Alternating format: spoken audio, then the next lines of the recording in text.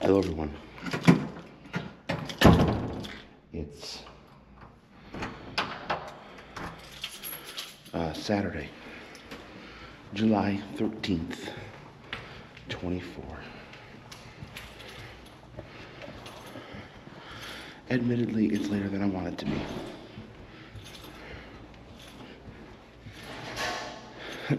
Admittedly, it's quite a bit later than I want it to be.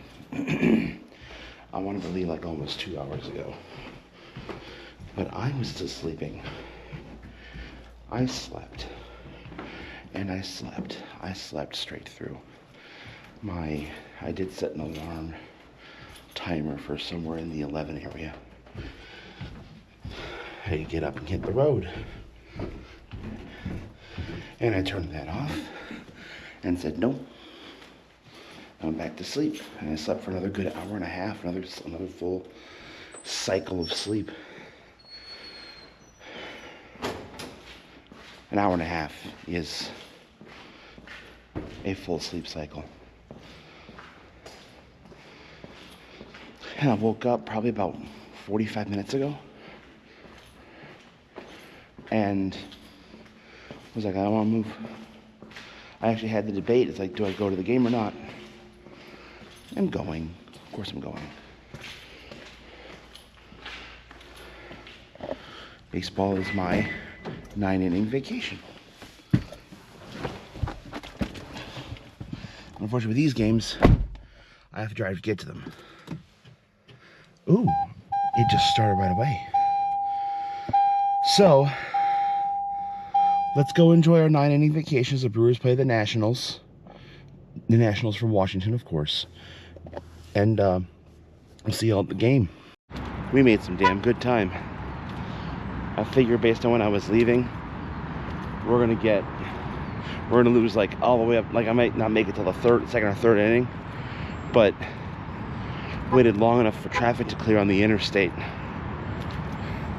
So therefore, traffic was clear on the interstate. Traffic was pretty clear on the interstate by the time we got to here. Like normally, we get to just after the Zoo interchange where 94 intersects with Interstate 41 and 894, which that bypasses Milwaukee to head straight to the airport. Usually right after that, right around 84th Street, by where the State Fair is. Usually that's where it starts getting rough. Not today. And we were hauling ass. Like, flow of traffic was hauling ass.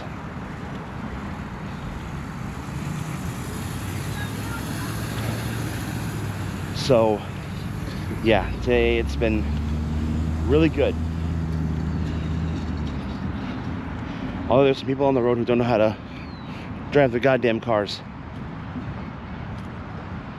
I'm gonna maintain that. Still an awful lot of people out here in the lot for the game starting now.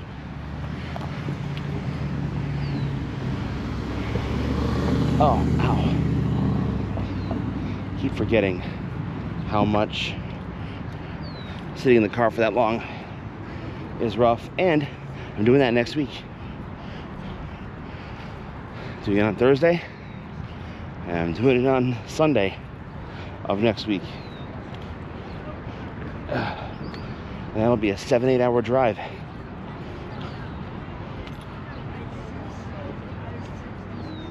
Oh, ow. Things hurt.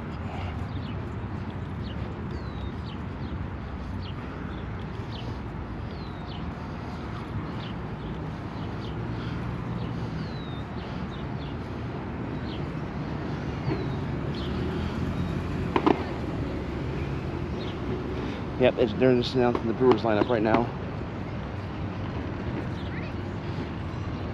Anyway, let's go to the game. Hope for a better result than they did last night, because it was a 5-2 loss last night. Let's hope for something better today. God fucking Damn it. I do not understand this team. We go to the first. We get 5 runs in the first. We bat around. We chase their starter before the end of the first. We don't score again. 2 home runs did it in the 7th and 9th. And then some pitching problems in the 4th. Got 3 runs for the Nats. So the final score, 6-5. We can't score more than anything out of the first inning.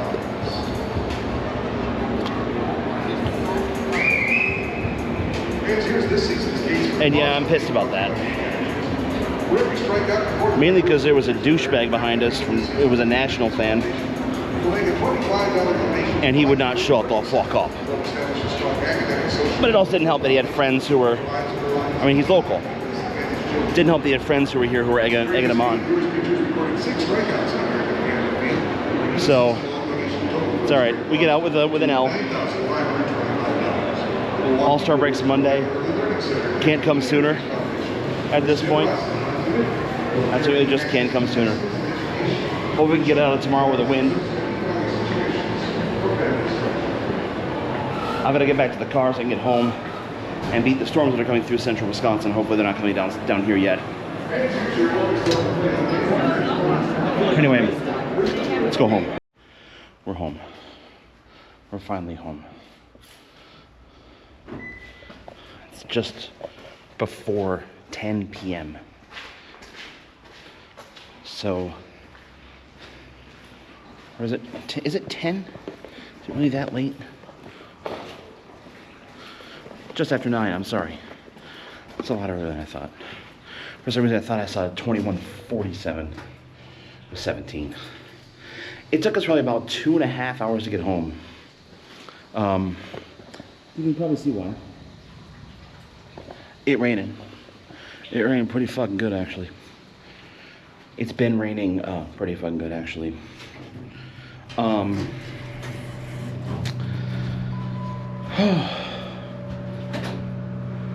Line of storms that was north of here spawned a severe thunderstorm watch that went up to Columbia County but did not hit Dane County. Dane County is due south of Columbia. That's the county I'm in. It's Dane County. Yeah, storms kind of started to develop even more.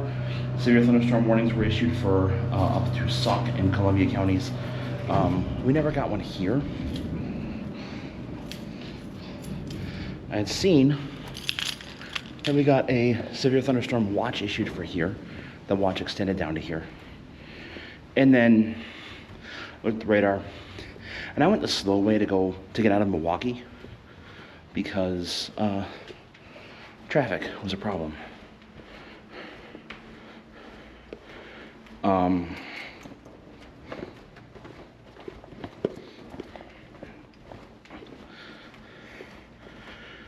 Yeah, traffic was a problem because it was the lot was pretty full. And Milwaukee's gearing up for a big thing next week, which I had to say something about that in a little bit after I use the facilities, because other important shit happened today that I feel I need to talk about. Is it political? Yes. Am I going to put a political spin on it? No. So I'm going to try not to.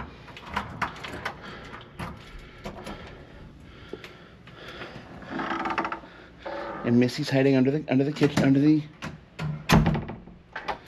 the bathroom sink, I guarantee it, or under the bed. Actually, you know what? I think I can hold off for a little bit.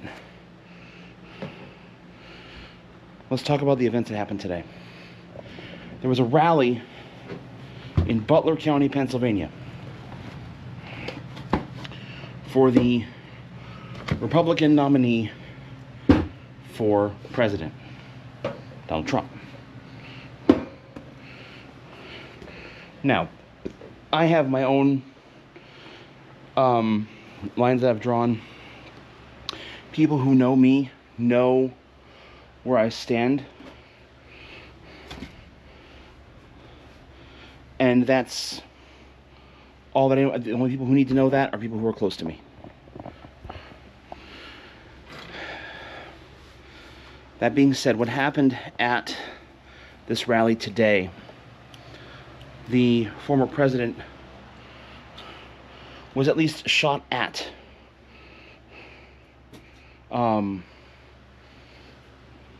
There were reports of him having a bloody ear. There was a lot of reports. I like to try to gather all the information from a number of sources before I confirm anything. I can't confirm anything right now. And I think that's the smart play right now, is we can't confirm anything, so I can tell you about what has been reported to have happened. In the middle of a stump speech, 4 pops rang out. Trump, I believe, was holding an ear, bloodied. Secret Service ran on stage to protect him, which, as a former president and a candidate for president, they're going to do that. The one thing I like about the Secret Service is that they don't care what banner you fly. Unless it's an enemy's banner, in which case they'll care.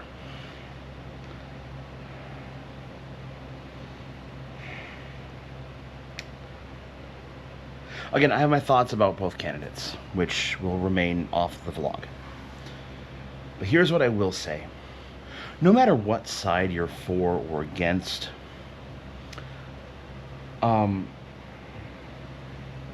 violence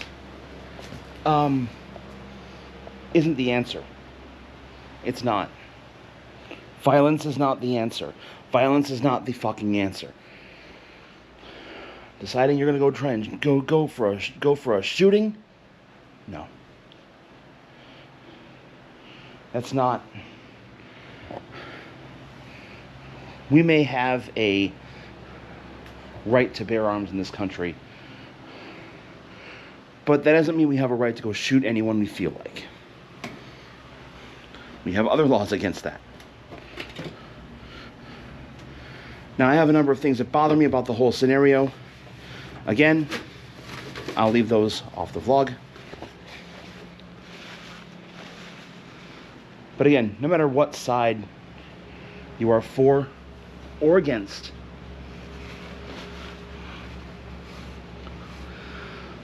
violence is never the fucking answer.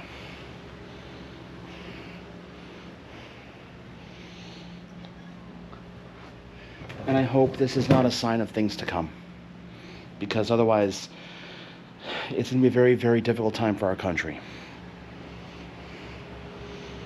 We're already so polarized. It's the whole you're either for us or against us mentality. And it shouldn't fucking be that. It shouldn't. I'm getting rather sick of shit like that. I am. But it's gonna, the next 4 months of election stuff might change how everything's being run. At least all the events. I'm not talking about the election, I'm talking about the events itself.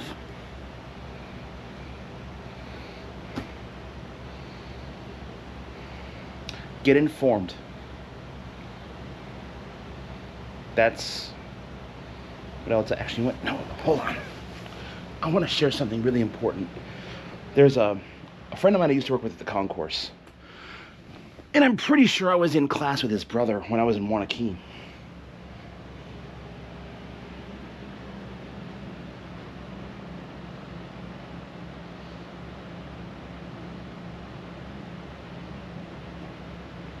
He shared a very important graphic today.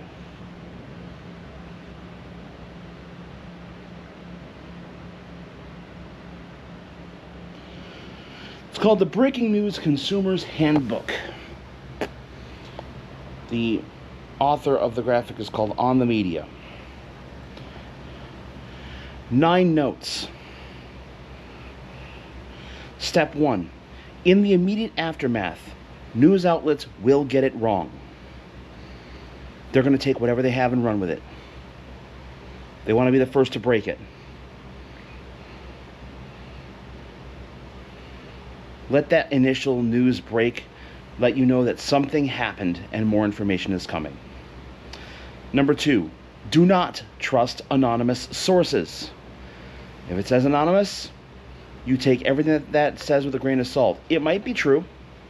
It might be true, but until you can corroborate that with a verifiable source, don't trust it in full. Number 4, there's almost never a second shooter.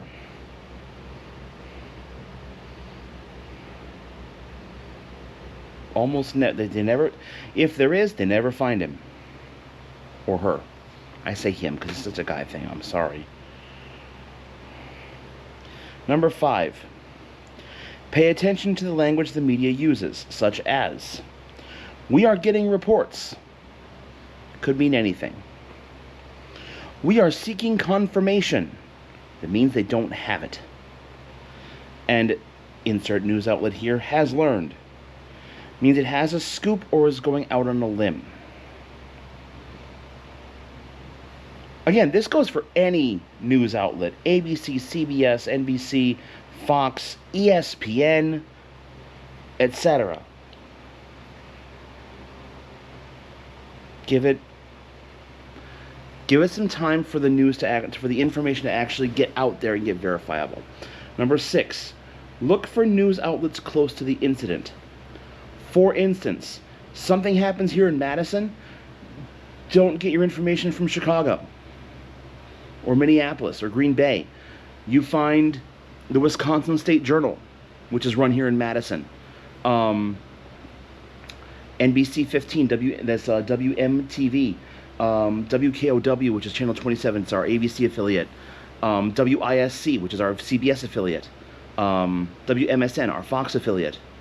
I don't know. Oh, WHA, which is our public television. Those are our television stations in the city. And there's others, but they're not independent of those 5. Look for those. Something happens in Baraboo, the Baraboo News Republic, which is nearby. Wanakee has the Wanakee Tribune. DeForest has the DeForest Times. Poinet has the Poinet Press. And I'm only listing all the. Sun Prairie has the Sun Prairie. What is the Sun Prairie paper called? I don't actually know what the Sun Prairie paper is called. But all these places have their local paper. They have their local reporters. Look for people who are local reporters, because they have an interest in keeping their area informed. They're not trying to put a spin on anything. They're trying to keep their areas informed. Their local areas informed. Not spin, informed. That's the key. Number 7, compare multiple sources. Look for look for no less than 10. See what information they have all correct. When I say correct, I mean what are they all saying together? If they're saying an event happened, cool, the event happened. If they're starting to say specific things, if no one else is saying that, specific thing may not have happened. Big news brings out the fakers and photoshoppers. Events like the events of today. Be on the lookout for that shit. And the last one, and this is on all of us. Beware reflexive retweeting. Some of this is on you and me. This is why you don't hear me say shit about shit until until I know more information.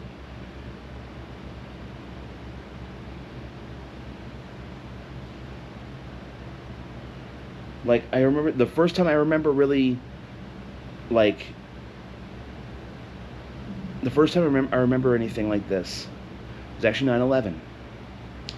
And the first person who told me the Twin Towers and the Twin Towers were hit by a plane, the Pentagon was hit by a plane, I'm like, bullshit. Because something like that's unbelievable when you hear from someone. And another person came up and said, we're going to war. I'm like, what the hell's going on? And then they said the same exact thing. And in my little town, Poynette, where I grew up, news travels fast. And then the rest of the day at school was quiet. Very quiet. I think we were on lockdown for the rest of the day. And back then, we didn't have retweeting. We didn't have all this shit. We talked to each other. That's what we had. So, be aware of things like that, please. Remember that, again, some of it's on us. In the meantime, I have laundry I gotta do. I gotta do it. And then I've got the rest of the evening to have, so I'm just gonna do that off camera. And then tomorrow's a relaxing day. Thank you all so much for watching. As always, we will see you in the next one. Take care, everyone.